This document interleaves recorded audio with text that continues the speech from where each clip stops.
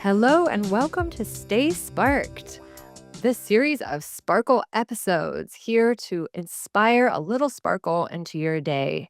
I'm Betsy FINKLEHOO, the creator of the Power Affirmation Project and Somatic Body Worker.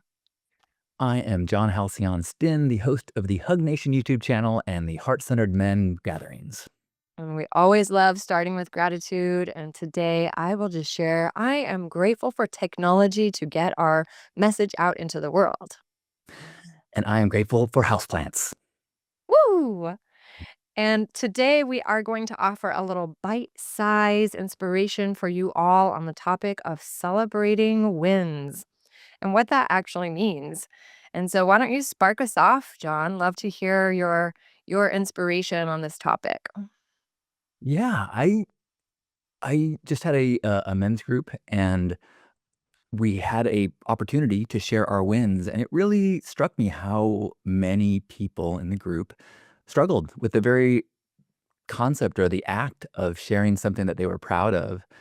And it made me think about how often we are discouraged from boasting or bragging, and so we end up creating an environment where we encourage and support people to share what they are struggling with and their disappointments and their frustrations, but we don't really encourage people to share their wins. And I really want to hear people's wins because I find it so much more inspiring because I know they're happening. So tell me what's good.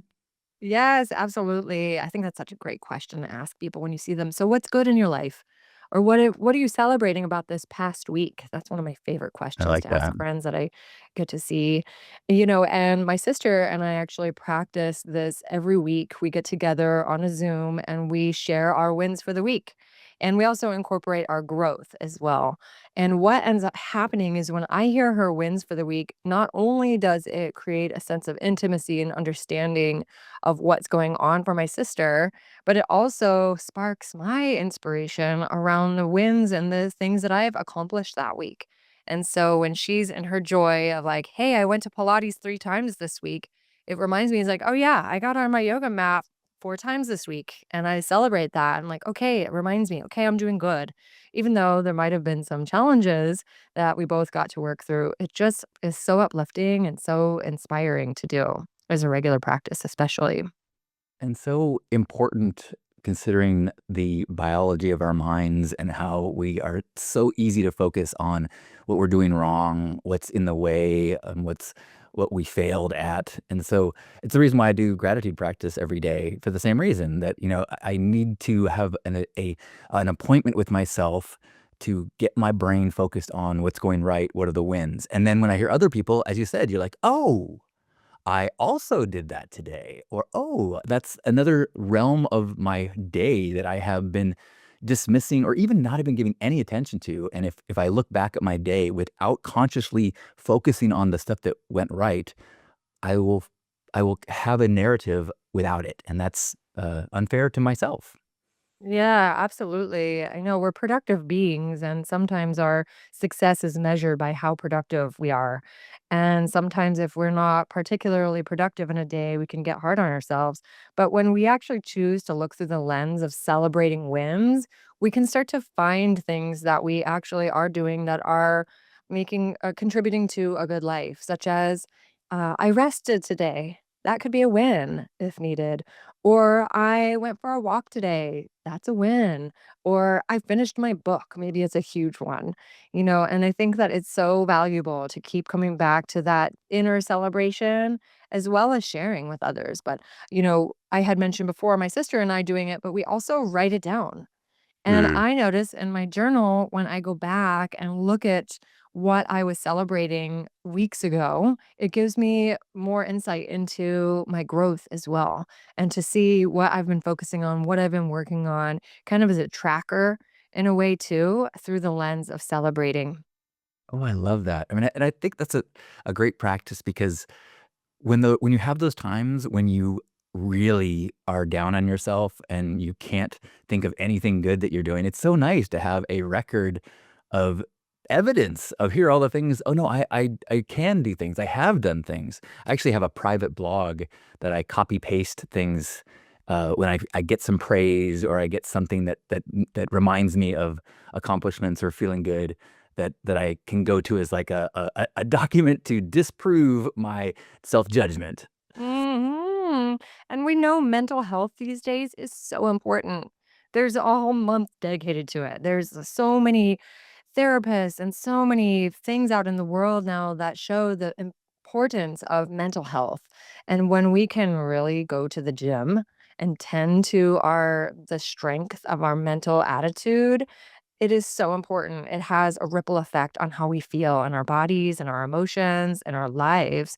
And so why not cultivate celebrations as a daily practice? And so that's my spark. I would just love to spark all of you out there as a reminder to celebrate yourself and to ask people in your life, what are you celebrating this week? Or what are you celebrating today? Because there's a lot of heaviness in the world. Unfortunately, there always has been and there always will. And it's really important for us to keep coming back to the good things that are happening as well. Yeah. And I guess my spark will be that reframe the productivity. The way that I do it is I say, I want to add love in the world today.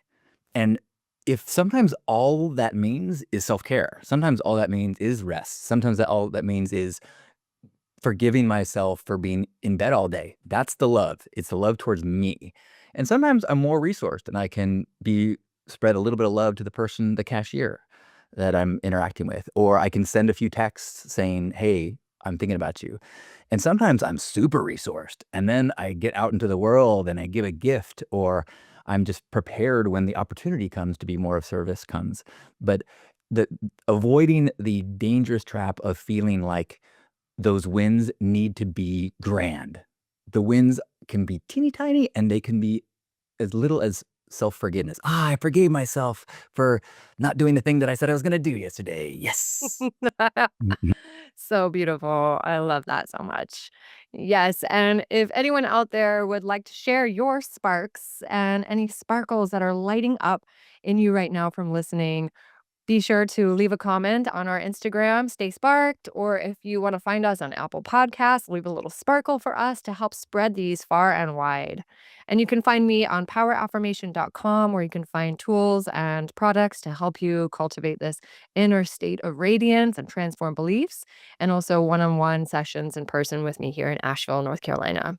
Yeah, and you can find me at lifestudent.com.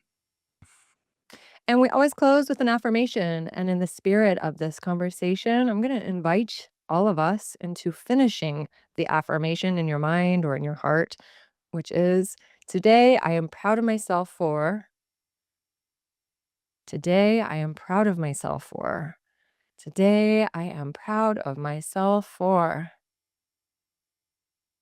Let yourself be celebrated from the inside out. Thank you all for listening. Thank you, John Halcyon. I love you so much. I love you too. Thanks for listening. We love you. Stay sparked. Stay sparked, friends. Find us on Instagram at Stay Sparked and leave us a 5-star review on Apple Podcasts.